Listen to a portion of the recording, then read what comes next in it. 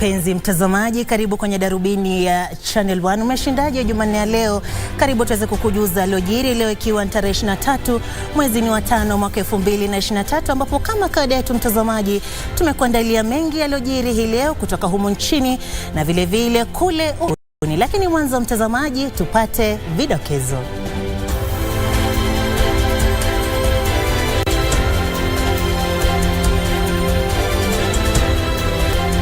Rais William Ruto akutana na wabunge wa Kenya Kwanza kutafuta uungwaji mkono wa mswada tata wa fedha.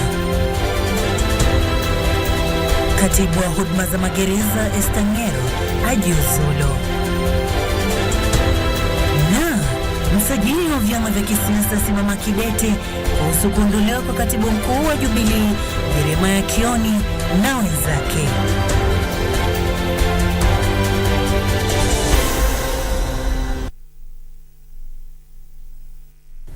Na mtazamaji, sasa karibu tuweze kukujuza kunradhi taarifa.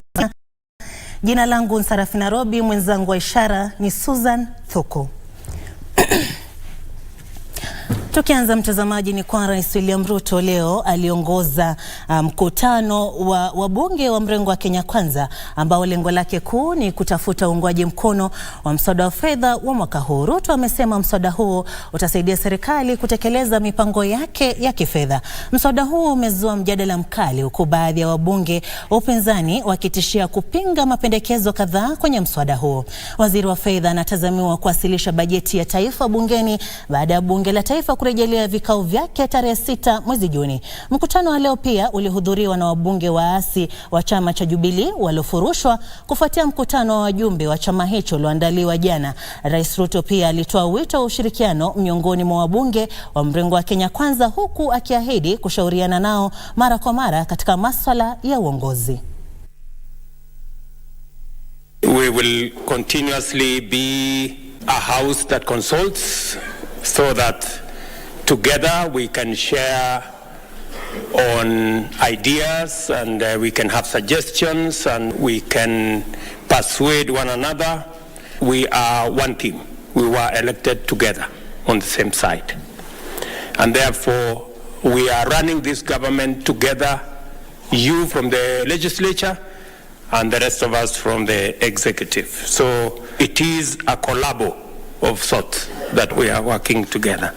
Your Excellency, you have made it very clear to us in the cabinet that the elected members in our coalition are the backbone of our programs and our governance, and we must at all times try to align our thinking with their thinking.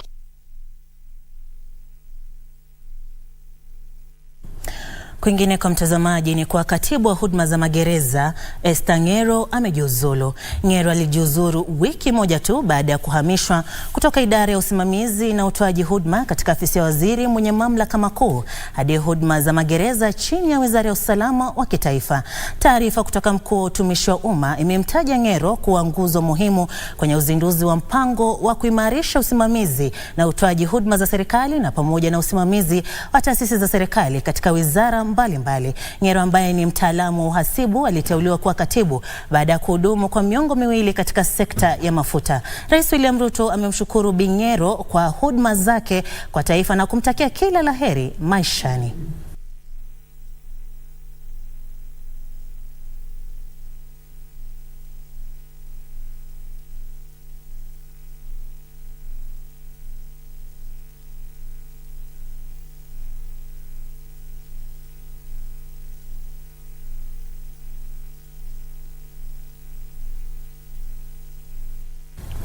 Kwingineko ni kwa msajili wa vyama vya kisiasa Nderitu amepuzilia mbali madai kwamba anaingiza siasa kama mpatanishi kwenye mzozo ulio katika chama cha Jubilee. Nderitu akithibitisha kufutilia mbali kwa usajili wa Jeremiah Kioni kama katibu mkuu wa chama hicho na wanaibu wake David Murathe, amesema ofisi yake inasubiri uamuzi wa mwisho wa mahakama kufuatia maagizo ya mahakama yaliyozuia kuondolewa kwa ofisini. Haya yanajiri huku Jeremiah Kioni akilishtumu serikali kwa kupanga njama ya kusambaratisha chama hicho, akiitisha kuitisha maandamano ya kulinda uhuru wa chama hicho. The decision about the removal of the members was made on Friday. So to us, we have not acted against the law because we made the decision before the orders. So let's leave it as a court process from there, what the court will say and determine our decision. Because there's already a case. That order is, of course, is tied to a case that has already been filed. So those are discussions probably that should go on in court. The party leader called the NDC, because NDC is the topmost organ of the party. The decisions that were made there are binding, and we will enforce them to the law. But if need be, we'll also enforce them in the streets of this country. So when you have a team trying to kill or sell a party to the other, the registrar should be on the side of people who are ready to protect that institution. She has not done that, and we are not comfortable with what she is doing. Kwa hivyo, we have done what we have done. We have done the little bit of it. Na sasa tuelekea katika bunge la Seneti, mtazamaji, ambapo bunge hilo linatarajiwa kujadili ripoti ya kamati kuhusu fedha na bajeti kuhusiana na mswada wa mgao wa fedha kwa kaunti wa mwaka 2023 kabla ya kusoma kwa bajeti mwezi Juni. Mswada huu utatoa nafasi ya kugawanywa kwa fedha zilizokusanywa na serikali za kaunti. Haya yanajiri huku bunge la Seneti likirejelea vikao vyake leo, ambapo spika wa bunge hilo Amason Kingi alitoa changamoto kwa maseneta kushiriki kwenye mjadala kuhusu mswada huo, akisema utawezesha serikali za kaunti kutayarisha bajeti ya mwaka huu. Wakati huo maseneta wanataka vitengo vya ununuzi vya serikali kutozwa kiwango cha riba kwa kuchelewa kulipia bidhaa ama huduma zilizonunuliwa. Mapendekezo hayo yamejumuishwa kwenye mswada wa malipo wa mwaka 2022, huku maseneta wakisema mswada huo utasaidia kusuluhisha changamoto za madeni yasiyolipwa. These are crucial financial instruments that by their nature allocate funds to county governments, and also the passage of these instruments facilitate county governments to prepare their respective budgets in time for the next financial year. That begins on 1st of July. I therefore urge all honorable senators to be available in the Senate to consider and pass these legislative and financial instruments. The issue of prompt payments and making sure that services consumed by both levels of government, Madam Speaker, are timely paid is a matter that is of urgency. Therefore, this bill is not only going to ensure that there is prompt payment, but it is also going to address the issue of pending bills in future. If my figures don't mislead me, county governments alone have pending bills close to 157 billion. Madam Speaker, who can be attracted to do business with such an entity owing 157 billion? Na sasa tuelekee kule Kisumu, ambapo watoaji huduma za afya wameonywa dhidi ya kuwanyima matibabu wale wanaopasa kunufaika na hazina ya bima ya kitaifa ya matibabu NHIF. Kaimu mkurugenzi mkuu wa hazina ya NHIF Dr. Samson Kuhora amewataka watoaji huduma za afya kutekeleza jukumu lao kuambatana na kandarasi, huku serikali ikijizatiti kuhakikisha pesa zinazotolewa ama zinatolewa haraka iwezekanavyo. Kwa wiki kadhaa sasa, wanaotoa huduma za afya ambao wameidhinishwa na hazina ya bima ya kitaifa ya matibabu NHIF kutoa huduma hizo wameshtumiwa kwa kutotoa huduma za matibabu kwa wagonjwa kutokana na kucheleweshwa kwa fedha za hazina ya NHIF. Hali hii imechangiza kaimu mkurugenzi mkuu wa hazina ya NHIF Daktari Samson Kuhora waonya wanaotoa huduma za afya. I would like to mention that this is actually a violation of the contractual provisions that we have with the hospitals. They've raised the concerns in terms of payments, but we have contractual obligations, and we made it very clear that payments is a continuous process. So those which will be pending will not be able to pay exactly what is required today, but then there is that process. Kuhora ambaye alikuwa mjini Kisumu kwa mkutano wa siku mbili wa mashauriano na viongozi wa muungano wa vyama vya wafanyikazi KOTU, amesema mpango wa sasa wa malipo ni bora na utahakikisha wagonjwa wanapata huduma za matibabu. Yes, we've had some of the delays in the recent past, and some of the challenges that we are having is in terms of the cash flows coming in. So there are several initiatives that we've taken up. One is employer compliance. I think you've seen in reference to last week about some of the engagements that we've been having with government as far as pending payments are concerned. Alisema serikali imechukua hatua kuzuia magonjwa na sio kutegemea tiba ili kupunguza gharama ya matibabu. For example, cancer management. Most of the cases are presenting in stage 3, stage 4, where the intervention is significantly more expensive and it's more intensive, so the outcomes might not be as good. So by having early interventions, we are able to get better returns on what is being spent out. Hazina hiyo inatafuta mbinu ya kuzuia wizi wa pesa za matibabu ambao umesababisha uhaba wa fedha kwa miaka kadhaa. So there is an ongoing exercise on employer compliance. It's expected to take about 3 weeks, and the net effect of it is that we expected to generate about 712 million in revenues from those employers who've not been compliant over the last 3-4 years. By making sure that we seal loopholes of spillage of public funds so that NHIF remains a formidable organization to provide both both primary care and really health care of our people. Hazina hiyo ya kitaifa ya matibabu imetoa wito wa usubira huku ikijizatiti kulipa pesa inazodaiwa. Wycliffe Okech, Darubini.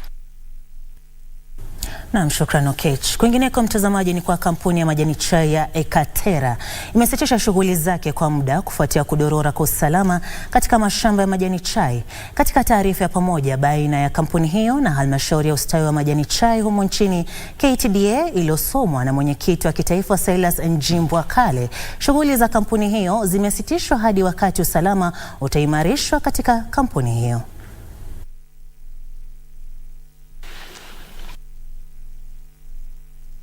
Ekatera Tea Kenya PLC is extremely concerned about the recent developments surrounding its tea operations in Kericho and Bomet counties. The safety of their people is of paramount importance to them, so they have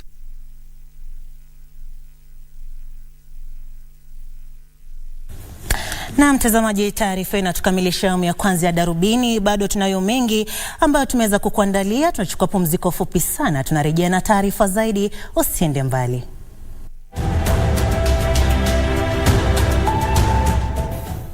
I, Joseph Kasaine Nkaiseri, being appointed a Cabinet Secretary of Government of Kenya, do swear that I will at all times be faithful to the Republic of Kenya. As I take the office today, I wish to state clearly that sorting out the security problem is not and cannot be Nkaiseri only affair. It will require each and every one of us to address all the threats that impede Kenya from realizing its dream. I want to promise that I will not let Kenyans down.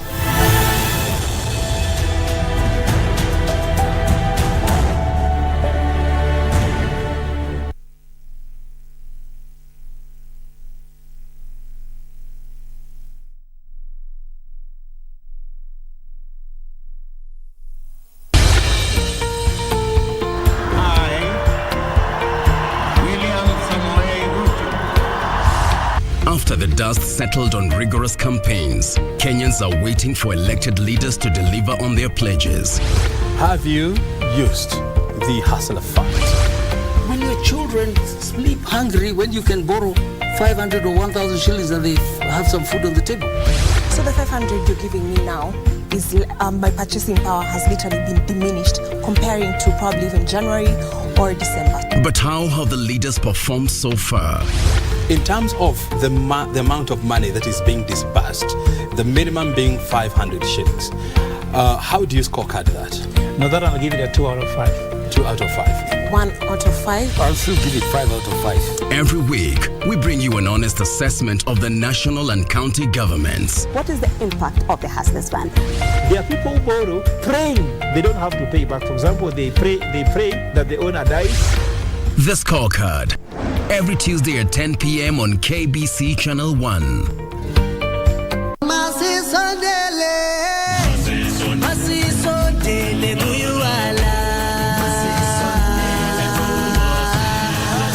Hapa ametuahidi la azidannakum, nitawazidishieni. Yani iwe itakavyokuwa, ikiwa sisi ni watu wenye kumshukuru Mwenyezi Mungu, Allah atatuzidishia kwa neema mbalimbali ambazo kwamba tunazijua na zile tusizojua. Ikafikia kiwango ambacho na Aisha radhiallahu anha aliweza kumuuliza, hivi mbona wazidisha ibada kwa wingi sana wakati Allah subhanahu wa ta'ala amekujalia neema?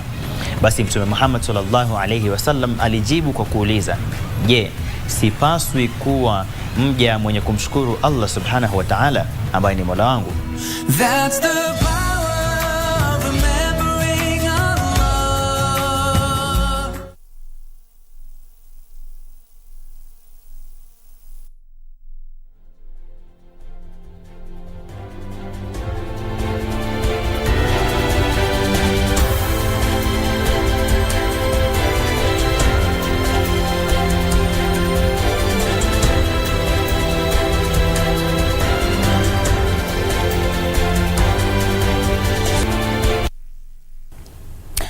Naam, karibu tena mtazamaji, unaendelea kutazama Darubini ya Channel 1. Kumbuka unaweza kutupata mbashara pale Facebook, YouTube na Twitter, na tayari naona jumbe zenu. Namuona Leo Bra anasema anatazama. Msanii James anasema achezewe wimbo utakuwa unaupata pale Club 1 kesho. Tirisa Omboka vile vile anatazama. Milton Jagi kutoka Eldoret, Solo, Shix Joseph, Kelvin Mukhovi na watu wengine wengi sana. Lakini hapa studioni mtazamaji, tukiendelea ni kuwa serikali inapanga mikakati ya utambulisho wa kidijitali kuwezesha kuwa na mpito shwari katika kuhamisha huduma zake mtandaoni. Akizungumza wakati wa awamu ya 7 ya kongamano maalum la kiteknolojia barani Afrika, waziri wa habari, mawasiliano na uchumi wa dijitali Eliud Owalo amekariri kuwa serikali inapania kuhamisha shughuli zake hadi mfumo wa kidijitali ili kuimarisha uwiano katika utoaji huduma zake humu nchini. Kongamano hilo la siku 3 la kiteknolojia liling'oa nanga na kuhudhuriwa na washirika kutoka mataifa kadhaa duniani. Waziri wa habari, mawasiliano na uchumi wa dijitali Eliud Owalo alieleza mikakati iliyowekwa na serikali kukamilisha utambulisho wa kidijitali kwa raia wake kufikia mwaka wa 2030. We are rolling out 100,000 kilometers of fiber to ensure that those parts of the country that hitherto were not connected get adequate supply of reliable and affordable internet. We are now transitioning from second generation ID to third generation ID. And that the third generation ID is what you are calling digital identity, or in another name, UPI, Unique Personal Identifier. Aidha, alitoa wito wa sekta kibinafsi kushirikiana na serikali katika mkakati huu. As government, we envisage that we'll only be able to undertake 52% of our programs. The remaining 48% we are leaving to the private sector. I want to believe the developers, the development partners need to pay particular attention, because as we transition towards digital identity, cybersecurity becomes central in all this in the entire ecosystem. Katika kongamano hilo, kampuni zinazotoa huduma za kidijitali zilipata fursa ya kuonyesha bidhaa na huduma zao. And the idea is that you can enroll and identify an individual from the distance of 1.2 meters. Look into the camera, and from that distance, we're able to take his picture of his face and iris. So we do passport systems, IDs, election systems. We are a provider of software solution for the digital ID, and digital ID is a cornerstone of a digital economy. Rais William Ruto anatarajiwa kutoa hotuba kwenye kongamano hilo hapo kesho. Na tukatoa kujuza zaidi kuhusiana na kongamano hilo hapo kesho. Tukiendelea ni kwa utekelezaji wa kipengee cha thuluthi mbili katika uwakilishi wa kijinsia utasalia kuwa ndoto iwapo changamoto zinazowakabili wanawake wanaotafuta nyadhifa za uongozi hazitangaziwa. Ripoti ya uchanganuzi wa siasa mwaka 2023 imetaja gharama ya uchaguzi, ubaguzi wa kijinsia na ukosefu wa uungwaji mkono kwa wanawake wenye umri mdogo kama baadhi ya sababu za idadi ndogo ya wanawake katika nyadhifa za uongozi. Ripoti hiyo hata hivyo inasema kwamba itikadi za kijamii na imani za kiume katika jamii sio sababu kuu zinazowazuia wanawake kushiriki siasa katika maeneo mengi humo nchini. This is something we have to run with, and I believe that the 13th Parliament can deliver, and we must push for it. I know there are some things that civil society considers very unsavory within the bill, but I also think that we must understand that this is a political process, right? And politics is about give and take, and it's about interests. And we can also frame things differently to suit our intended outcomes. So I do think that we must support the President's memo insofar as it will give us what we want. Things are becoming much more complex, and if we identify patriarchy alone, we might be missing the opportunity to dig deep into something that is becoming very complex and untie the things that actually make it rough for women. So it's the time actually to start working together collaboratively and addressing some of the challenges. But addressing the challenges to face you in 2027 begins now. And this is the time to start thinking very hard about how to have collective responsibilities and start doing things in advance. The civic education we are talking about cannot begin now, cannot begin in 2026. It's something that you need to plan early in advance in order to have the impact that is required. Because we need to look at a better way in implementing the 2/3. We know there's a lot more that needs to be done, and we know the strong role that women play within this country. Any barriers that hinder them from advancing in all spheres of life need to be addressed. These include, among others, the exclusion from decision making, cultural beliefs, and gender-based violence. These have been really key drivers when it comes to barriers and when it comes to women attaining these spaces of political leadership. So removal of these barriers will really be instrumental in giving them room and giving them confidence and even regenerating them again into a new creation where they can believe in themselves, and even society can as well be empowered to recognize the potential in women and to support them when it comes to leadership and decision-making issues.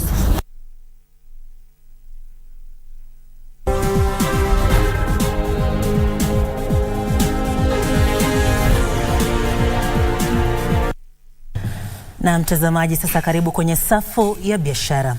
Wakenya wanaweza kununua bidhaa kutoka Ghana zikiwemo nguo, bidhaa za kilimo, vyakula vilivyotayarishwa na vipodozi kufuatia kuzinduliwa kwa jumba la biashara la bidhaa za Ghana humo nchini. Mkurugenzi wa biashara ya kimataifa Oliver Konje anasema hatua hii ni jukwaa la kuwezesha wafanyabiashara wa Kenya kufanya biashara na wenzao wa Ghana na pia kutafuta ushirikiano wa kuimarisha biashara kati ya nchi za bara Afrika. Taarifa kamili mtazamaji ni kwenye mseto wetu wa biashara. Kufuatia kutiwa saini kwa mkataba wa eneo la biashara huru barani Afrika, mataifa ya bara hili yameanza kuimarisha masoko ya bidhaa za Afrika katika bara hili. Jumba la kibiashara la Ghana litakuwa kituo cha kushirikisha biashara kati ya Kenya na Ghana kwa lengo la kupanua masoko na ushindani. Kenya is strong in producing cocoa or coffee. You are strong in producing cocoa. We are buying expensive chocolate from Europe. Why don't you make this chocolate cheaper for us? Wakati huo huo, vyama vya ushirika vya akiba na mikopo vya Kenya vinapania kupanua huduma zao za nje ya nchi hii kwa kufungua matawi ya pamoja.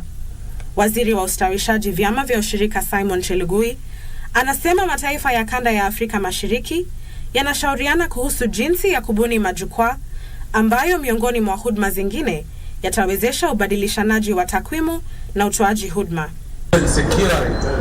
Securing the movement from near collapse in some countries, and I look forward as we integrate Africa in infrastructure, in telecommunication, in aviation.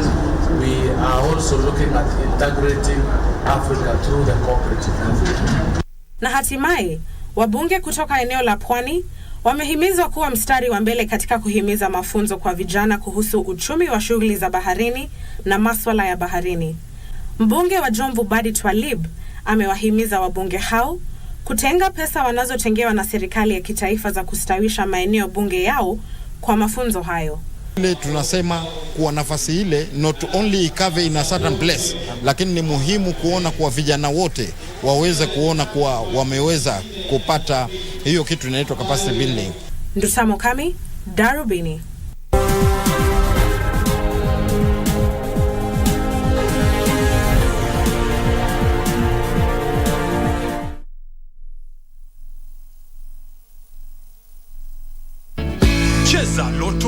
Kwa majina ni Mohamed Abubakar, nimetoka Machakos. Show ya leo imekuwa mzuri. Kuna mtu ametoka bure. Naweza himiza watu wale wako nje kucheza loto moto. Wajue hiyo ni sure bet. Hakuna kubahatisha. Usisahau kucheza loto moto.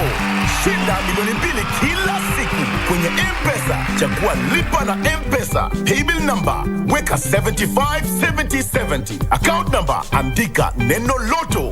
Weka kiwango chochote cha pesa kuanzia shilingi 50 hadi 2000. Lipa kisha subiri draw. And now there are just 2 teams left. The cup holders take on Eintracht Frankfurt. What a header! Danny Olmo! The Red Bulls against the Eagles. It's all or nothing time. It's Soboslai again! Kick-off on June 3rd. Kamada! There can only be one winner. Kolomwani! What a night for RB Leipzig! Leipzig-Frankfurt, the DFB Cup final.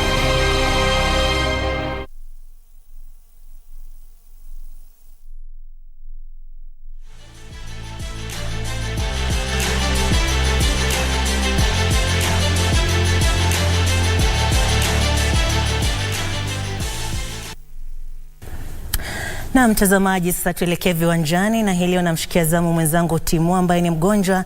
Timo, ugua pole, tunatumai kwa utarudi kazini hivi karibuni. Mtazamaji, tukiendelea ni kwa timu ya taifa ya raga ya wachezaji 7 kila upande ya Kenya Shujaa ilirejea nyumbani jana usiku kutoka London ilikoshiriki kwenye mkondo wa mwisho wa msururu wa raga duniani msimu huu. Timu hiyo ilipoteza alama 7-12 dhidi ya Canada katika mechi ya mwisho na kubanduliwa kwenye msururu huo.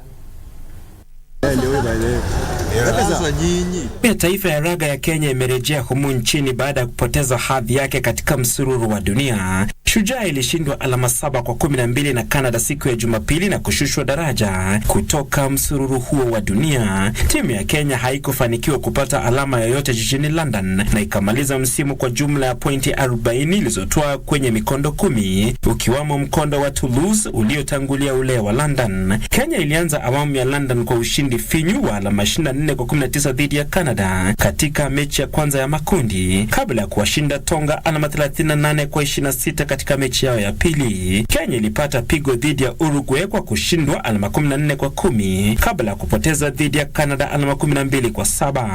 Aidha, Kenya ilimaliza msimu katika nafasi ya 13 nyuma ya Uruguay. New Zealand waliibuka washindi wa msimu wa mwaka 2022-2023 kwa jumla ya alama 200, alama 21 juu ya Argentina iliyokuwa ya pili. Fiji, Ufaransa na Australia zilimaliza katika nafasi za 3 hadi 5, huku timu nyingine ya Afrika Kusini ikimaliza katika nafasi ya 7 kwa alama 120.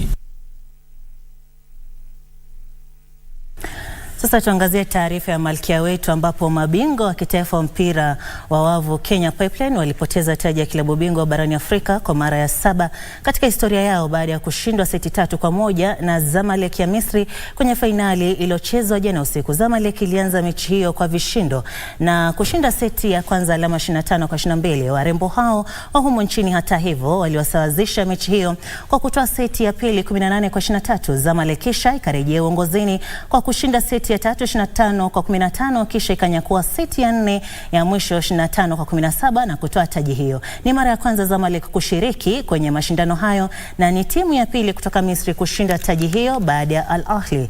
Pipeline iliyomaliza ya pili na KCB iliyomaliza 4 zitarejea nyumbani kesho asubuhi.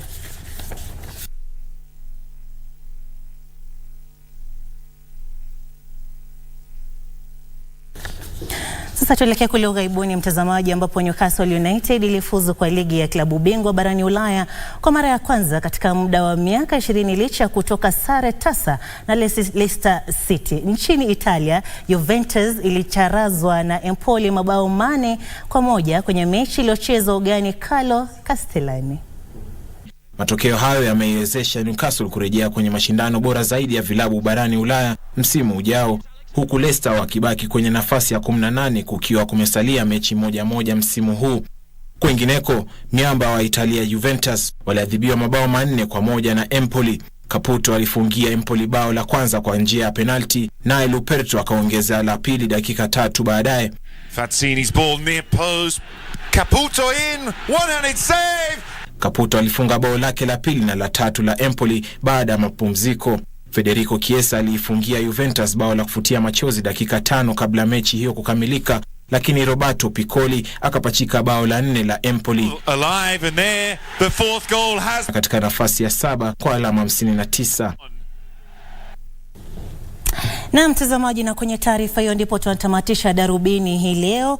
Hapa kwenye jumbe zenu namwona Mutuku Katike alikuwa anatazama kutoka Mwingi, Johana Mulinge kutoka Chomlot Factory, Kevin Kim anasema jambo KBC, natazama Darubini nikiwa katika kitongoji kidogo cha Miga, Montford Kiribwa kutoka Eldoret, na Lubega Fatuma, Brian Okech, Adan Isaac Funnel, Francis Karimi, Muriki Master to Victor Lebra na watu wengine sana, na Lubenga Fatuma.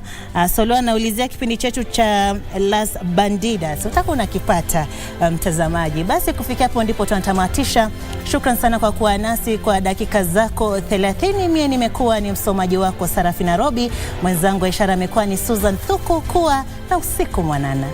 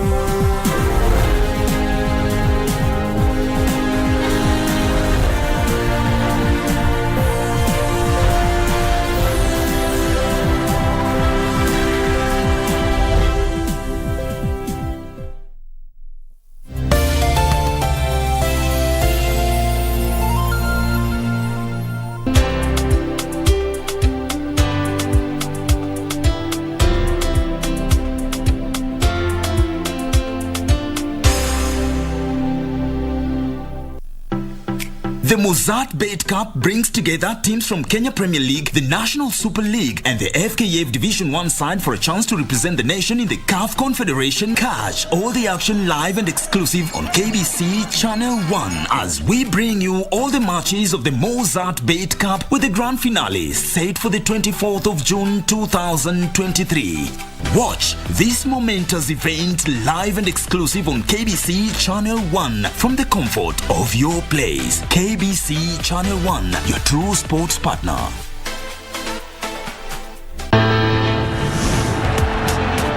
Berlin is calling. The footballing fraternity is taking note.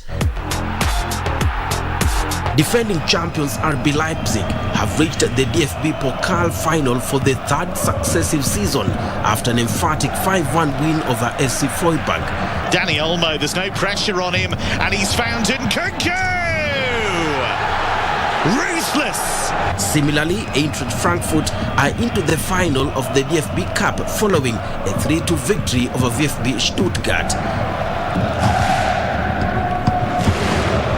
The DFB Pokal hits a crescendo on Saturday, 3rd June at 9 p.m. when RB Leipzig will be up against Eintracht Frankfurt, live and exclusive on KBC Channel 1. Don't miss out on the unexpected delight. It is Colomboigny against Bredlow, a battle Colomboigny was never going to lose. KBC Channel 1, your true sports partner.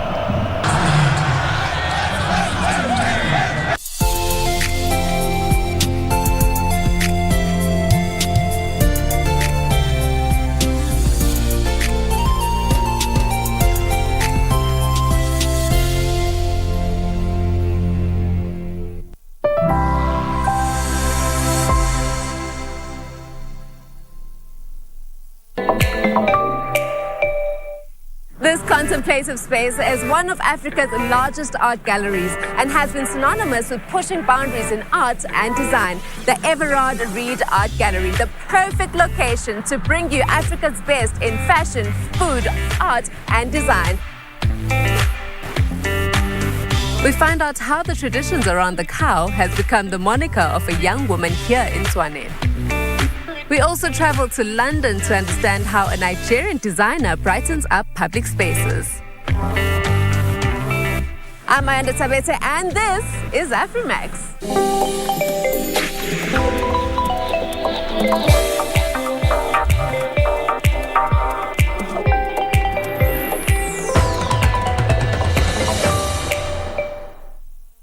The bright and colorful kanga material comprises of anything from illustrations to abstract patterns.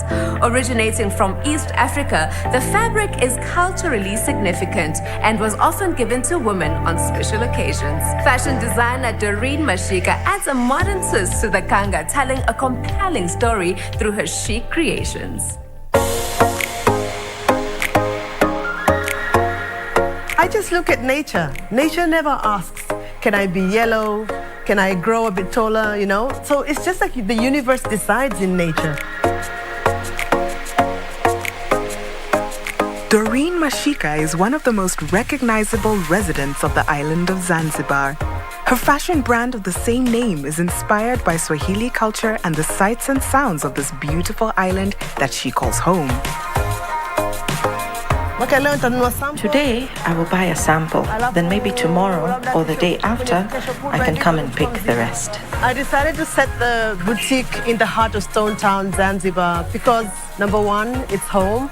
Number two, it's a melting pot of different cultures. And it's exactly this essence where I really draw my inspiration from, either from local people or even tourists who visit our beautiful